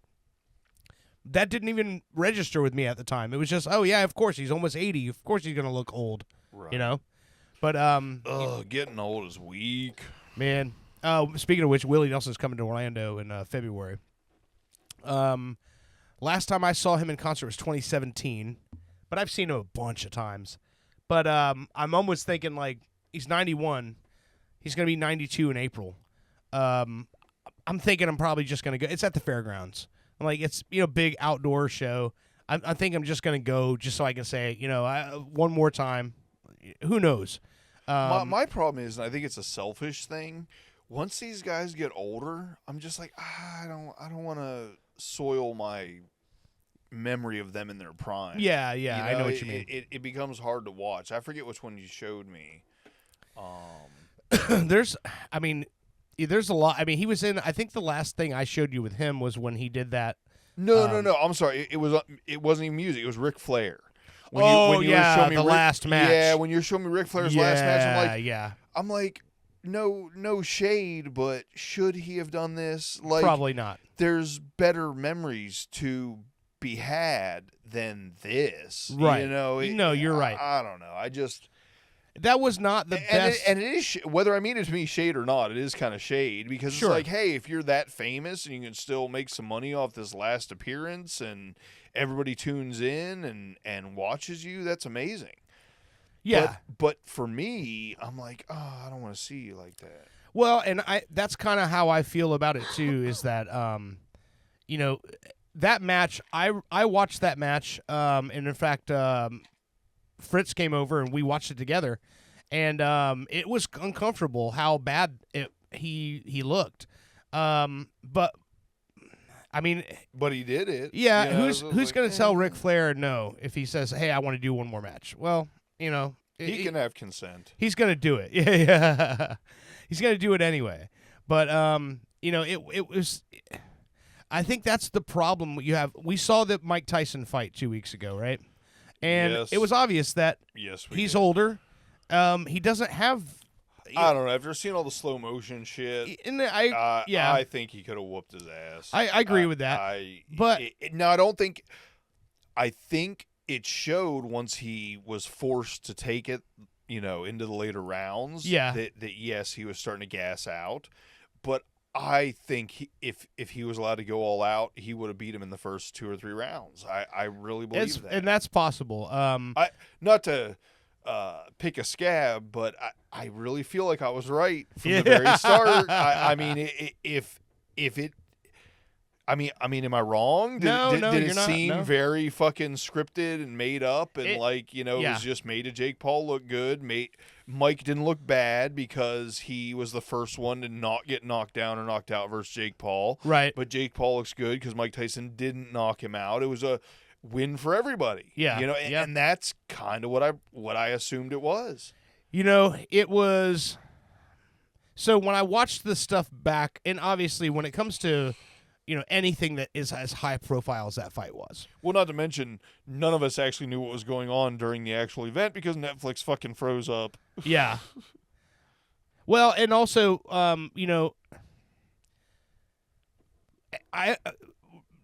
don't know if you know this or not, but in January, WWE Raw is going to Netflix. Okay. Do you know how many people watch Raw on a Monday? At least 15. A lot. A lot. So I wonder what is the discussion at Netflix now, because they just had everyone and their brother try to log on and watch this fight, and their fucking stream was crashing. Yeah. Come January, they have literally the longest running episodic television program in the history of TV is coming to their network. Millions and millions and millions of people watch this show live every fucking Monday night, and now it's going to Netflix. I can already see the wheel spinning. I mean, I would assume that Netflix, I mean, it's not like they don't have the money. You know what I mean? Well, right. So, they have all of the money. I would assume that off the heels of the failure, they would, up their servers or whatever it is they have to do to fix that scenario. Yeah. I don't know, man. It's going to be interesting to see what happens with that because, I mean, they've done it.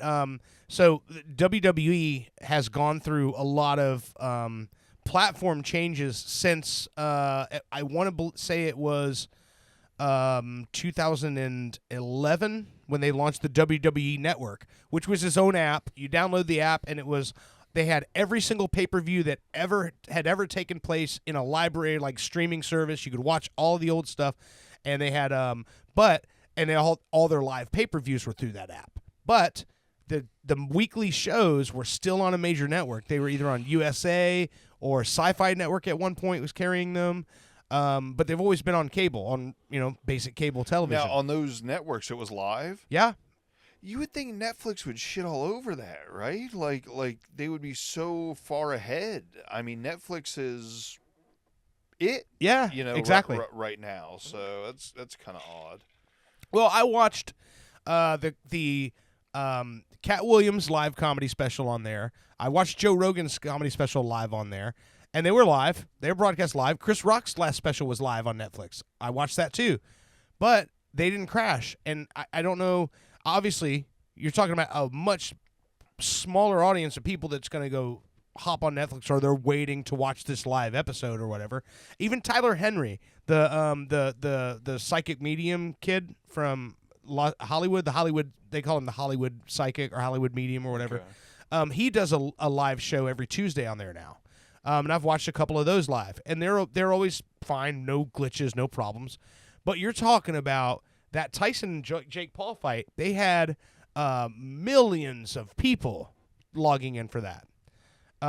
They're about to have that same thing when it comes to Monday Night Raw. I don't know how it's going to pan out, but I'm hoping that because they had those issues with the fight, they realized something needed to be upgraded. They needed to maybe take another look at it. Yeah, they'll get a new server or upgrade their servers or whatever it is. So I'm interested in seeing how that all goes down. But I would say I wouldn't think that wrestling itself is going to pull the numbers that Jake Paul Mike Tyson thing did. I mean, I'm sure it's big, but it's not that big. You don't have both. It's not as big. It's not going to be as big as you got completely separate audiences. Sure, You yeah. know what I mean? Yeah. Coming together, old boxing and new social media influencer. Right. So to give you an idea, and so I'm going to actually look it up just so we can see what's the average weekly viewers. Viewership, Yeah. like let's see.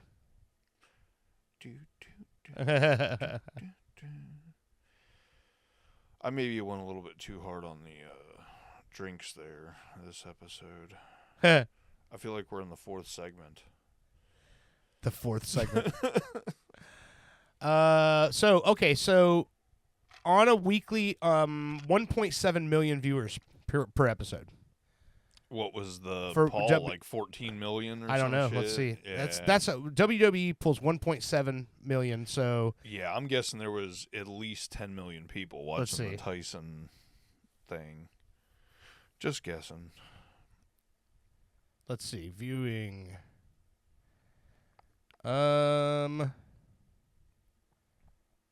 How many people watch Jake Paul, Mike Tyson? 108 million.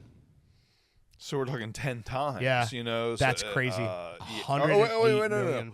No, you said 1.4. 1.7. Yeah, so Yeah. 100 or almost 50 times. Yeah, 50 times exactly. That's crazy. Yeah, so they'll be fine. They'll be fine. That is crazy to think. 108 million people watching anything at one given time. It was probably worldwide. You know. So, that's definitely worldwide. Yeah. Wow. And that doesn't surprise me. So no, in my opinion, they'll be fine with the wrestling. You know, they'll be able to handle that no problem. You know, 50 times smaller, they'll be good. No buffering. No buffering. All right, you so see all the man tights you want. So they're getting ready to go into extra time on the Orlando City game. Let's take one quick break here, and we'll come back and finish the show. This song is one I played for you out on the patio. This is another Tyler Cassidy song. This one's called Ian Gary. Oh, I like this one. On y'all watch out now. There's a cougar down there. She done got herself a calf. Ain't that a damn shame? Somebody save Ian, cause I don't wanna see him with the 40-year-old gold-digging European. From the king, can she sing? Does she even fucking clean? Seems mean while the ring, it's obscene, it's a stain. Where's the eggs? This is stage. This is a mistake. This is fake, right as Ian Gay's got a pretty face. No hate, but how's a man that good looking get a girl who can't cook and she'll probably be hooking? Got me looking at the sky, got me asking Jesus you gotta send this to why Fritz. Ian I bet fell in he'd love like with this. a woman 55. No soul, so old, holding gold in both hands. Why she still with both mans, looking like she eats crayons? Somebody save Ian, cause I don't wanna see him with the 40-year-old gold-digging European. There's a cougar on the prowl. You listen to Pop Culture Radio. She's older than your dad and she's coming to your town. Somebody save Ian, cause I don't wanna see him with the 40-year-old gold-digging European. There's a cougar on the prowl, bringing young men down. She's older than your dad and she's coming to your town. She's at death's door. Why you let her give you head for 6 months away from inshore? This guy paid me to say that everybody sucks at rapping except for him. I'm allowed to say this cause I have to. I don't have any other choice. If I don't do this, I won't be able to pay my mortgage and I will have nowhere to live. Let's get to it. Fuck everybody. Jelly Roll, dog shit. Eminem, dog shit. Dr. Dre, dog shit. DZ, good. Charlemagne, dog shit. Gucci Mane, dog shit. Jay-Z, dog shit. Don't come to my hood. Puff Daddy, dog shit. MGK, dog shit. Everybody, dog shit. Yeah, except for him. Shaq Fu, dog shit. U2, dog shit. Bono, dog shit. And don't forget Lil' Kim. Whoopi Goldberg, dog shit. Goldberg, dog shit. Oprah, dog shit. Even Dr. Phil. Joe Rogan, dog shit. Seth Rogen, dog shit. The Catch Me Outside girl is dog shit for real. John Jones, dog shit. The Rolling Stones, dog shit. James, frog shit. You see what I did there? Me, dog shit. Mike, dog shit. You, dog shit. See, I'm being fair. Every rapper in the whole world fucking dog shit. Every rapper in the whole world except for DZ. Every rapper in the whole world fucking dog shit. Every rapper in the whole world is fucking cheesy. Fuck everybody. This is Froggy Fresh and Moneymaker Mike signing off. Peace. Welcome back to Pop Culture Radio. Hey.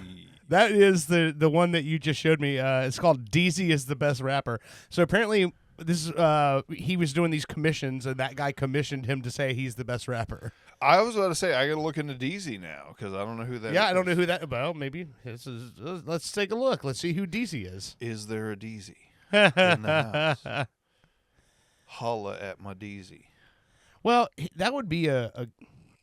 Oh, he is on here. Okay. Maybe I'll get a new artist out of this. Not many plays. His biggest song is a song called Business that has 13,000 plays. Doesn't mean it's bad. No, not at all. Let's see what DZ sounds like. I keep fucking up. Jumping the gun. Static selector. Potential. Love.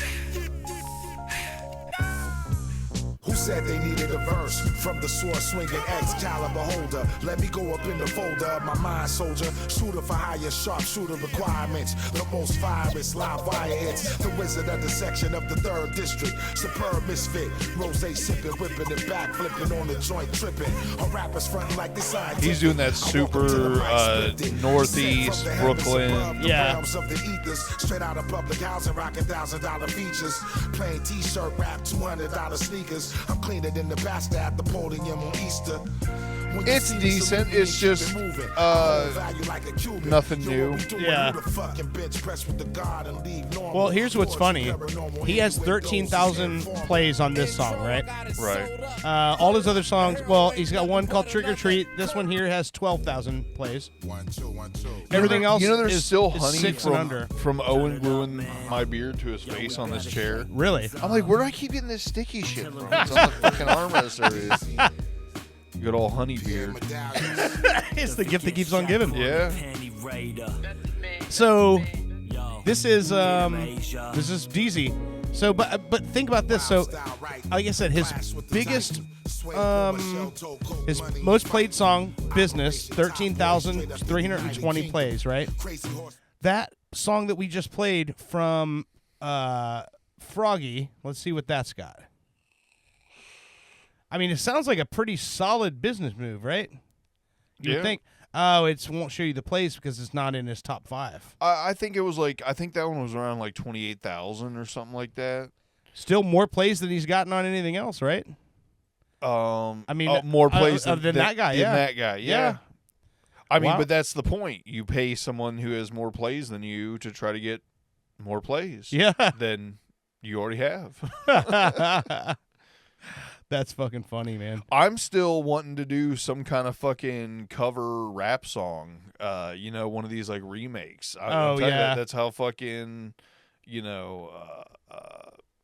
Mercules and a lot of these dudes get big, is they just do some remake of a popular song at the time. Yeah. And I think we should do it. Well, hey, man. I mean, Maybe Not Like Us. We do a Not Like Us remake. yo, oh man, that's all doable. Watch me insult myself. I mean, that's the self-deprecating humor. Apparently Drake is now suing Universal Music, and I forget who the other thing was, because he's saying that they artificially inflated the Not Like Us views. Really? Plays, which makes no sense. They were playing that shit at NBA games, and even my mom, who knows nothing about rap or anything, was like, is there some kind of beef going on? Is it Not Like Us song? That's fucking hilarious. Well, so that whole thing that, obviously we talked about it last week, the new Kendrick record came out. Right. Did you get to dig into that much or what? I have not. I've seen quite a few little videos about people saying, oh, Lil Wayne, please don't take the bait. Please don't take the bait. Because as much as I love Lil Wayne, everybody loves Lil Wayne, he's not necessarily the scientist Kendrick is when it comes to diss tracks, as has been proven recently. Lil Wayne, best punchline rapper of all time. Right. But I don't know. I kind of want to see it. I kind of feel like it still might be like a PR move where they're kind of like fake beefing, and then maybe they'll have a little back and forth, and then he brings them out on the fucking NFL Super Bowl, the Super Bowl show anyway. But at the same time, Kendrick not really known for being fake. Yeah. Or, so it's a weird thing. And a lot of people are saying, I kind of agree with it, what he's said so far isn't really a diss. No. It's just kind of like, hey, this is the situation. I got the Super Bowl, not you. Yeah, yeah.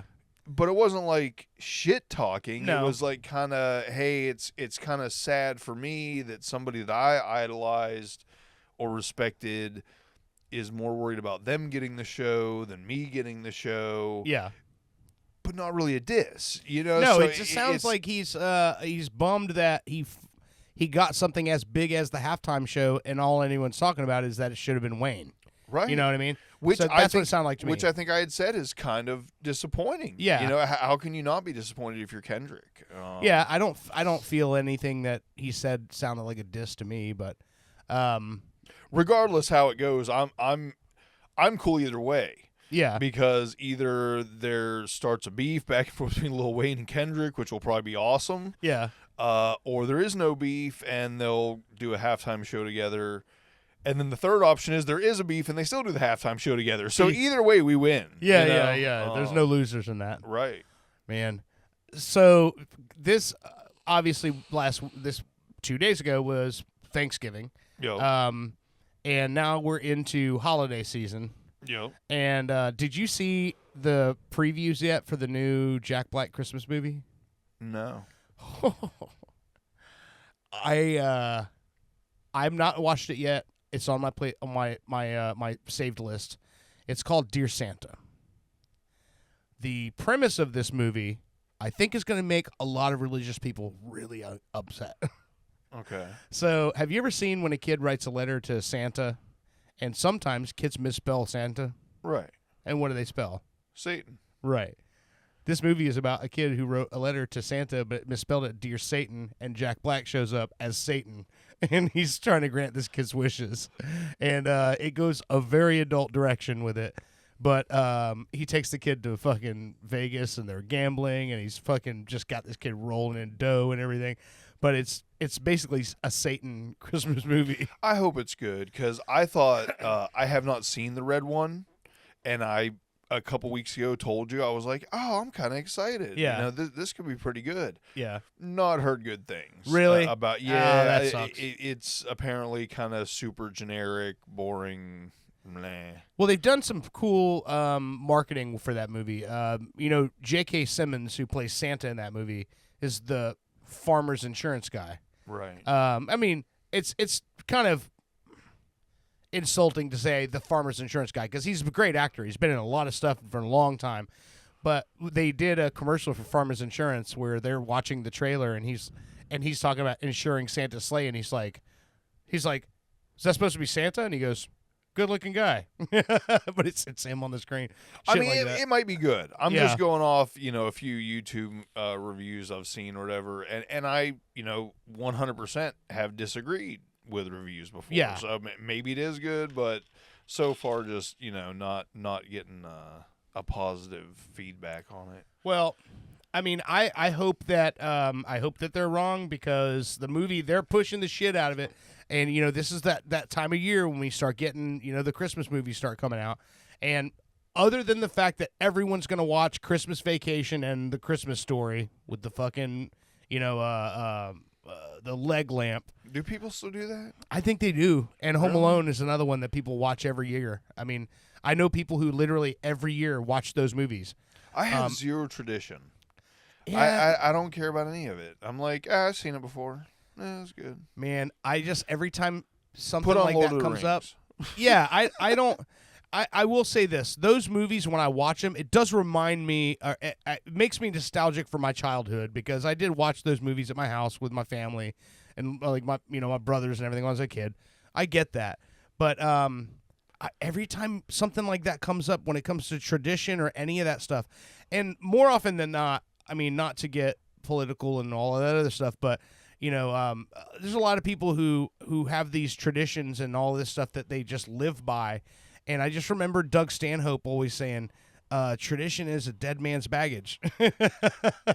He's like, that you're going through all of this. You're doing all this because it's tradition, because it's always been done. That's somebody else's baggage, man. Just fucking let go and do what you want to do, With me, there's always just so much trauma attached to fucking holidays. I'm like, I don't want I don't want any memory of this. I want to forget everything. Yes, as soon as it's over, it's done. What did you guys do for Thanksgiving? This year's Thanksgiving was actually really nice. My sister and brother-in-law put on a meal at their house. Everything was great, and my sister, God bless her, my favorite thing is my family's broccoli casserole. Yeah. And she made me, not only with the meal did she make broccoli casserole, she made me an entire tray of broccoli casserole to bring home That's for awesome. myself. But I did bring up to you the great pie debacle. So because my sister and brother-in-law were putting on Thanksgiving, she had talked to my mom, and my mom wanted to do something, and so my sister was like, oh, well, you can bring a dessert, bring a pie or something. Yeah. Which means I need to bring a pie or something. Yeah. So, we had talked about it or whatever, and my mom was like, oh, you know what? I really want to no, I'm sorry. Hold on. I'm skipping forward. My mom and my sister have been talking. I had no idea. Yeah. The only thing I get told is when and where to go. Yeah, yeah. And I'm fine with that. If my job is to show up somewhere and eat free food that's good, I'm fine with that. Yeah, I don't need any more win-win, further right? details. Yeah. But apparently my sister and my mom have been having this discussion about what dessert to get and everything. And my mom had fallen asleep and not replied to my sister about what pie to get. So then my sister messages me. This is the day before Thanksgiving, and so she's like, oh, well, I'm just going to get a cherry pie, and then you guys, that way you know what I'm getting, and you can get something different. Yeah. Okay, cool. Sounds good. So somehow that got turned into me and my sister were cutting my mom out of the decisions of what pie we were getting. Once I squashed that argument after a couple hours, we decided the fact that she wanted to get a Perkins pie. Okay. So I had to do some regular shopping that day, and I went and did shopping, and then I went yet again day before Thanksgiving. Yeah. So I go to Perkins. I got a car full of Winn-Dixie groceries. I pull up in a Perkins parking lot. I go inside, and the poor lady looked like someone out of Mad Max. I was like, are you here for pie pickup? And I said, no, ma'am, I'm here to order a pie. And she's like, you fool! You think there's still pies to be ordered the day before Thanksgiving? No, but she was super nice, and she's like, I said, can you still order pie? She's like, let me go check. So she walks in the back, and I hear her talking and stuff. And the more correct answer or question probably would have been, are you still allowing online orders? Yeah. For tomorrow, because she said, I think there's a first come first serve basis tomorrow on Thanksgiving Day for these pies. So she goes back, asks her manager. No, they have canceled. They've like, shut no down more online orders. There is first come first serve. So my whole plan now is to show up at Perkins at 6 a.m. to get a pie. By the way, there's already pie. Yeah. There's already pie. There's cherry pie. There's a full fucking meal, but because my mom wants to bring a pie, we got to get fucking pie. So I'm trying to be the nice guy, okay? Because my mom isn't involved in any of these trips, Yeah. It's me getting my mom's pie for the dessert. So I tell her, okay, I'm going to go to Perkins at 6 a.m. And she's like, you don't have to do that. But during my Winn-Dixie shopping trip, Brit had texted me, hey, I've got something for you guys for your Thanksgiving table. And I was like, okay, cool, sounds good. God bless that woman. Who was it? Brit. Oh, wow. Boston Brit. Yeah. And 30 minutes after I got home from all this, thinking I've got to go to Perkins at 6 a.m., which anybody that knows me knows I'm not usually up at 6 a.m. Yeah. She brings over a beautiful pumpkin pie. Oh, man. And That's homemade whipped cream, and saved me a trip at 6 a.m. to fucking Perkins because we ended up being able to bring the pumpkin pie, and Christmas was saved. That's awesome. Or Thanksgiving, man. whatever holiday we're in. That's fucking funny, man. I remember when we were kids, it used to be Village Inn. Remember Village Inn? It was okay. So you know where it's in Apopka. It was in Apopka on Main Street there, or Park Park Avenue. Right across the street from. I guess it would have been like sort of where the Burger King's at there. Yeah. In that little area right there, there was a restaurant called the Village Inn, and they had that was their thing. Thanksgiving, everyone would do pie orders, and I remember going with my mom and buying these fucking pies there, and goddamn, that they turned into a pie factory for Thanksgiving. was a regular restaurant, but that's where everybody wanted their fucking pies from. That's so weird. I don't know about the Village Inn. Huh. It was almost like a Perkins or Denny's, that kind of thing, but I guess it was just like a one-off mom pop place. I don't know. It wasn't where the Quincy's used to be, was it? No, that was always a Quincy's. Which, by the way, that's an ale house now, and I can't wait to go there. Is it an ale house now? I love Miller's Ale House. Oh. They have some really good ribs for being a chain. Yeah, because they just opened that Winn-Dixie over there. Yo. Yeah.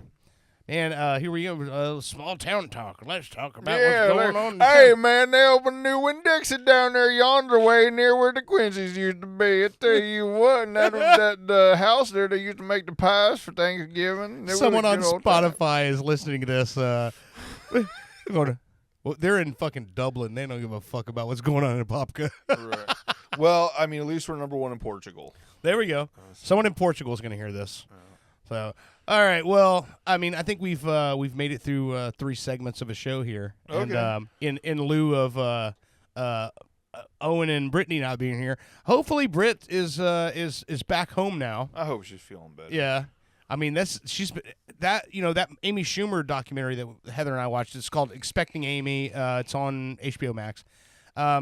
She had some sort of condition during her pregnancy where she was literally having that. She was throwing up for like 5 hours straight. Like they were, she was throwing up every day, all day, nonstop. And they talked about it in the documentary, and they said it was some sort of condition. I can't remember what they called it, but it was like it's a known thing. A lot of women have it, but there's like if this was like 100 fucking years ago, dead.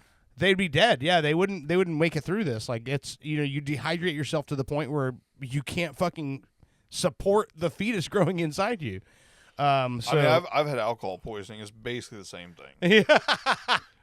I don't envy anybody who's going through that sort of shit. So no. So I'm gonna play to end the show here. Talked about it. Does Froggy Fresh have a song called "Get That Baby Out of You"? I don't think so. No. Get on that, Froggy. He does have a new. So when I looked up Froggy Fresh on Spotify, a lot of the music we play from the show here is from Spotify, unless I say otherwise or like tell you I found it someplace else. But he had a new single come out in 2023 called "Bubblegum Bees." So I know we had. You're not gonna end it with "Grab Her by the Pussy"? No, but I remember him posting online that he was going away from the Froggy Fresh stuff and he was doing stuff under his own name now. But it looks like he's going back and forth. He's still doing it. Like that one we watched for we played DZ where he talked about DZ. That's him and Moneymaker Mike, who's his original hype man from all the way back to was it the album Moneymaker Reloaded 2012? Yeah. So I picked my favorite Froggy Fresh song to play to close the show, and this is one I showed it to you out there. It's called "Dunked On." The music video. Do yourself a favor, go on YouTube, look up Froggy Fresh "Dunked On." It's a great video. It's white suburban kids playing on a 4-foot hoop. Playing on a 4-foot basketball hoop. Yeah. So this is Froggy Fresh "Dunked On."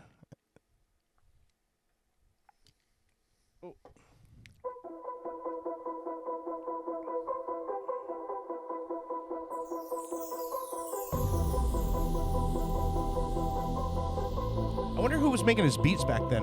If he was doing it himself, probably. It seems like he does most of his own stuff.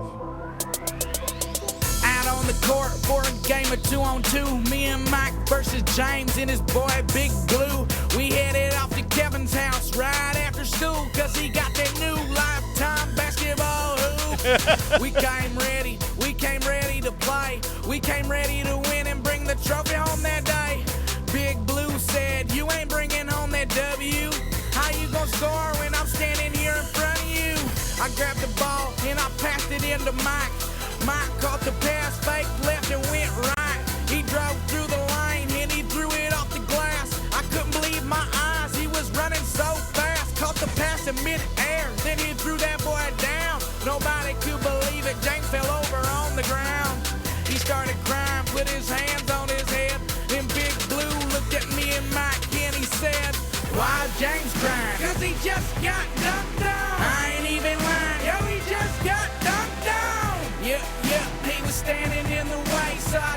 up in the air and I ducked it on his face. Why James crying? Cause he just got dunked on. I ain't even lying. Oh, he just got dunked on. You're listening to Pop Culture Radio. We'll see you again next week. So I jumped up in the air and I dunked it on his face. James is mad. I could see it in his eyes. James never gets dunked on and James don't ever cry. He stood up, beat his fist on Pop his Culture chest. Radio has been a Looked weird at me Florida and Mike and production. ran his Like and thumb subscribe across on your his favorite neck. platform. He grabbed the ball